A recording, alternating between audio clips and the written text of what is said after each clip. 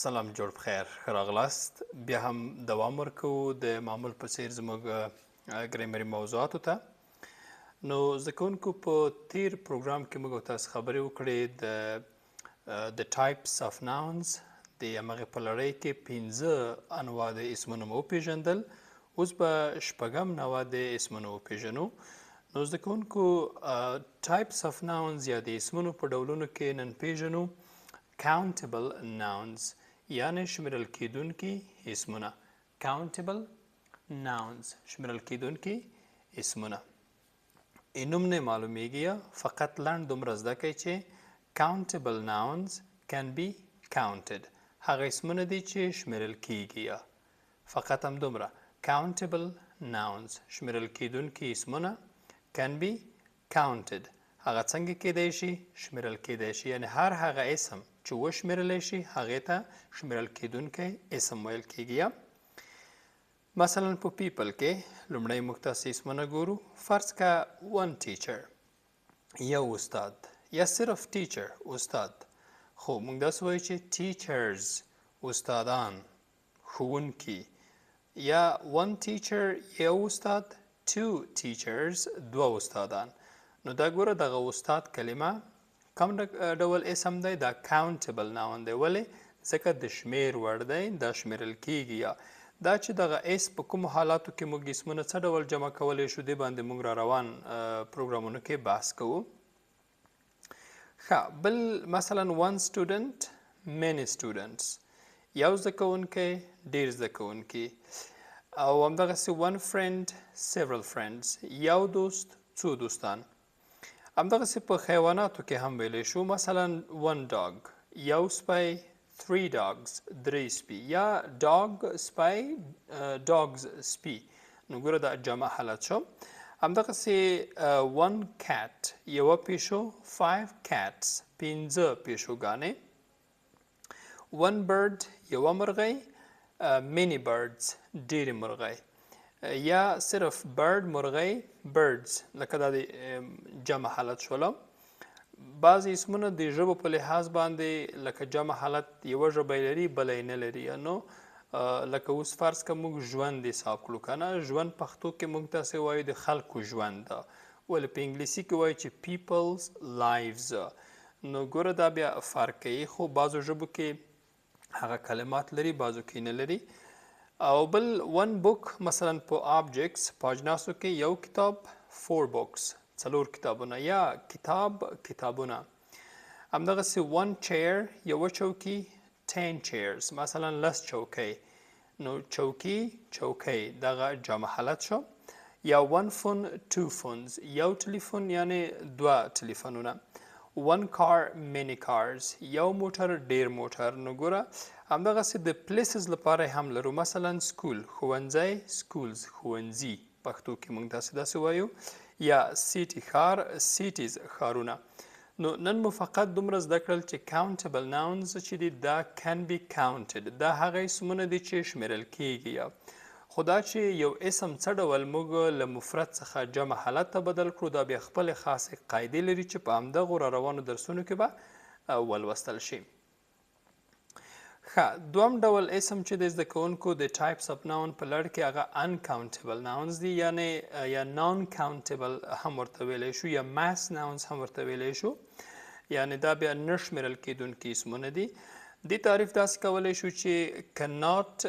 usually be counted دا معمولا نشي شمیرل کیدلی دا معمولا نشي شمیرل کیدلی په دې معنی چې دلته بعضې استثناءات شته دي په بعضو ژبو کې نو دغه تعریف یې ډېر جامع دی چې uncountable nouns نشمیرل کیدونکي اسمونه cannot usually be counted دا هغه اسمونه دي چې معمولا نشمیرل کیږي یعنی که تاسو کتابچه کې لیکئ هم همدغسې ولیکئ چې uncountable nouns cannot usually be counted یعنی هغه اسمونه دي چې معمولا نشمیرل کیږي مثلا water اوبه اوس موږ داسې نشو ویلی چې اوبهګانې یا اوبیانې نو ګوره water اوبه پلورل حالت څنګه دی دا نه لري جمع حالت ته موږ نشو بدلولی خو که موږ مقدار ته مسله یوسو لکه بعضې شاګردان په دې کې یو ډول کنفیوز دي چې اوس پیسې موږ وایو چې دا نه شمیرل کېدونکی اسم دی.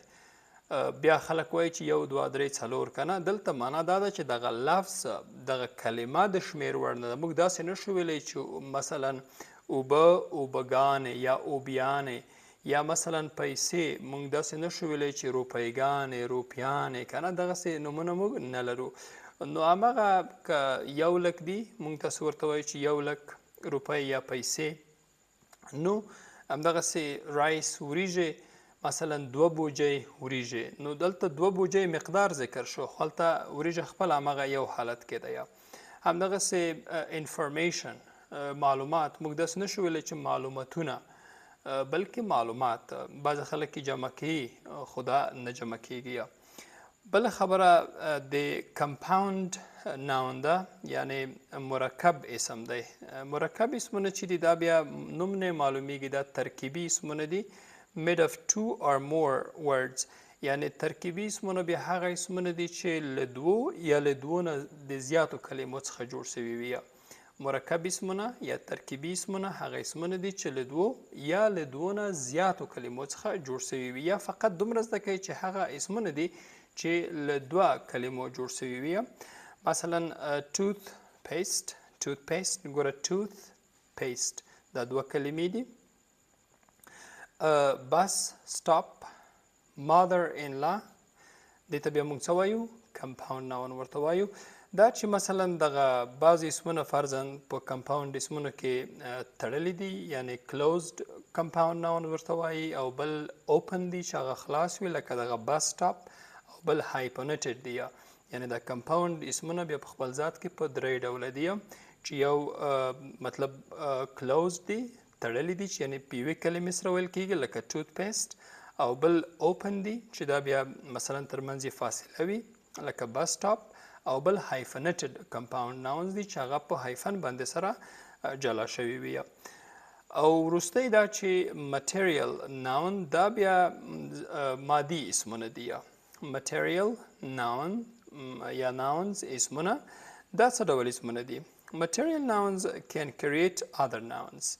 مادي اسمونه هغه اسمونه دي چې نور اسمونه ایجادوي. لنډ زده کوئ مادي اسمونه هغه اسمونه دي چې نور اسمونه ایجادوي. څه ډول؟ فرضاً ګولډ. ګولډ تاسې ګورئ سره زر دا یو مټیریل ناون دی. ولې ورته مادي اسم وایي؟ ځکه له دې څخه نور اسمونه جوړیږي. مثلا د دغو سرو زرو څخه ګوتې لښتۍ غاړې بندونه کنه دا نور اسمونه ګوره ایجادوي. همدغسې آیرن اوسپنه د اوسپنه څه ډول یو اسم دی؟ دا مټیریل ناون دی چې د دې څخه نور اسمونه ایجادیږي. یا فرض کړه د اوسپنې نه موږ تاسې دروازه جوړوو کړکۍ جوړوو د دروازه کړکۍ دا ګوره نور اسمونه ترې ایجادیږي چې دا خپله مټیریل ناون دی. یا وود لرګی نو لرګی هم څنګه دی؟ مټیریل ناون دی یا مادي اسم دی چې د څخه نور اسمونه جوړیږي. مثلا د لرګي څخه موږ میز جوړولی شو د لرګي څخه دروازه جوړیږي کړکۍ جوړیږي چوکۍ جوړیږي. نه دا ګوره اسمونه دي. او بل کاټن دی مالوچ دی چې د څخه هم موږ تاسې توشک او بالښت او دغسې نور اسمونه ترې جوړولی شو. نو دا و د نن ورځې درس. هیله ده چې پوهېدلي به یاست او تاسې په کمنټ کې راته د یو لړ کمپاوند یا مرکب اسمونه شمیرل کېدونکي اسمونه نه شمیرل کېدونکي اسمونه او مادي اسمونه چې هغې څخه نور اسمونه جوړیږي حتما راته ولیکئ. ډېره مننه.